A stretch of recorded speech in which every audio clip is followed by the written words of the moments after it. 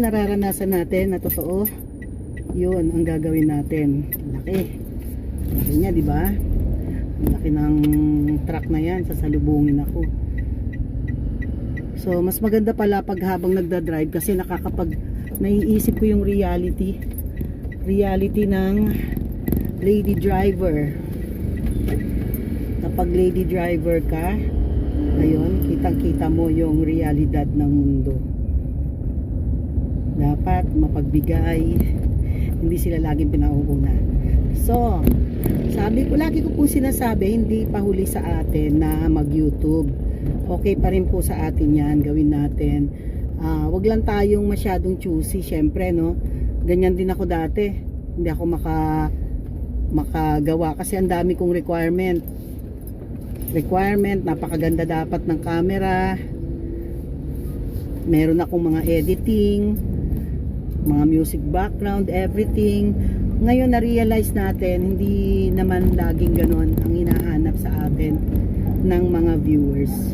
Ang gusto nilang malaman yung totoo. Yung totoo lang, katulad niyan, normal lang. Ano ba ang normal? Ang normal ay hindi ka laging nakaayos. Ang normal ay may mga time na wala ka sa mood. Ang normal, hindi laging ayos ang buhok mo o hindi laging naka-parlor or naka-makeup. So, hindi yan magiging dahilan para hindi tayo mag-upload. Tuloy-tuloy pa rin po nating i-upload yung mga gusto nating i-share. At pag lagi po nating ginagawa yan, mas nagiging totoo tayo sa sinasabi natin, sa experiences natin, at mai-share natin lahat sa ating mga jewels of Gina. God bless everyone. Tuloy lang po tayo, upload lang kung ano yung mga mensahe na gusto nating iparating sa bawat isa. God bless. So ayan, papunta naman tayo ngayon dito sa 7-Eleven. Ganyan po ang ganyan po ang routine ko. Minsan may mga kailangan bilhin, kailangan dumaan muna doon bago pumasok. So drive lang kasi po medyo may kalayuan. Lugi rin ako kung magko-commute ako, so mas okay na to. Ayun. Inhale, exhale. Don't always forget to inhale, exhale. And lagi lang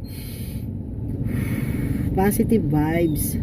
Lagi lang positive vibes ang iniiwan natin sa lahat. Sending good vibes. Nagbibigay ng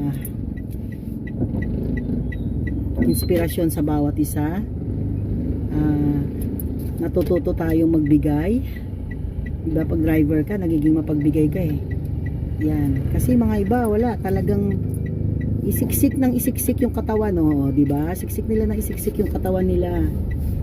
Isiksik nila na isiksik talaga yung katawan nila hanggat hindi ka pa nakakapasok. So, ayun.